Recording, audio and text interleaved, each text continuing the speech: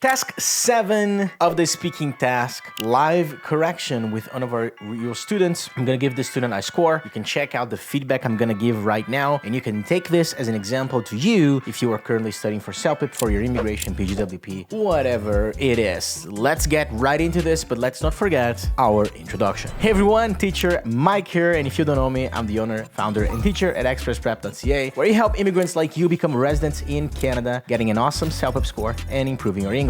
I got CLB 12, the maximum score on CELPIP, which I used for my permanent residency in Canada, and now I help you and thousands of students do the exact same thing. Let's get right onto this video. This is task number 7, which is the task on CELPIP where they're gonna ask you an opinion. So basically the question on CELPIP here in task 7, it's going to ask you yes or no, like do you agree, do you believe, what is your opinion about this certain topic, and you have to be able to give your opinion clearly. On this task, you actually have to speak for 1 minute and 30 seconds, which is a challenge for many students. So let's see how this student is doing. Let's hear it. Let me give you guys, I'm gonna break it down into correction steps here that this person can take to improve and you can take as well. Let's rock and roll. In my opinion, young adults should not pay the rent to their parents if they don't move out by the age of 21. I like the introduction. This question is about paying rent to parents if you don't move out, right? So this person is saying, in my opinion, young people should not pay rent. So that's good, that's her opinion. I wanna fix the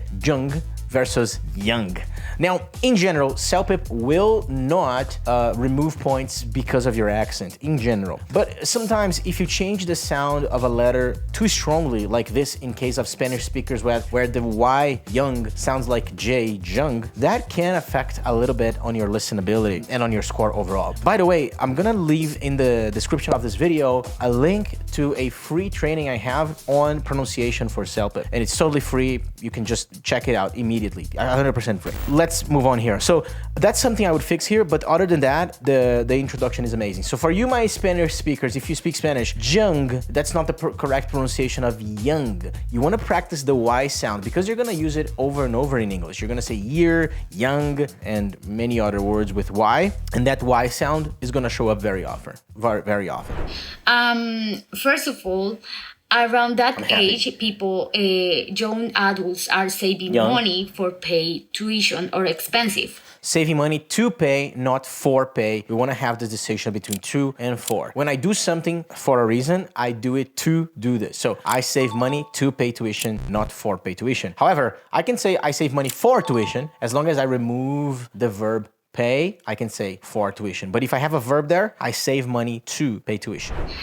That means that usually around that age, people is trying to save money because people are trying, and I don't want to say money again because that's too many repetition. I also want to avoid that's mean because the correct way to say it's that means, not that's mean, which is a very simple thing to fix. Every time you say that means, avoid the S. Don't say that's, it's that means. That means that, blah, blah, blah.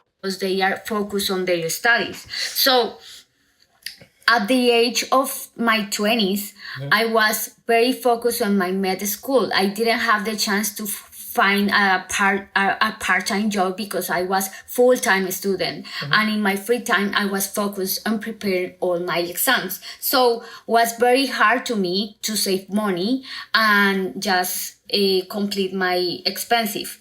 I'm liking this. There are some other grammar mistakes which I don't want to cover right now, but what I want to cover is the amount of time we're using. So we have 90 seconds for this task, and I need, and I want to make sure my students learn that I want them to have an introduction, 3 body and 1 closing in here. I want to have introduction where you give your opinion, 3 bodies where you break your opinion into 3 very good arguments, and 1 closing. And I believe that that's the best structure for a very high score here. This student is wasting 51 seconds, but she's not even in the second opinion yet. This tells me that the 2 other opinions are not going to have enough time for them. So let's check it out.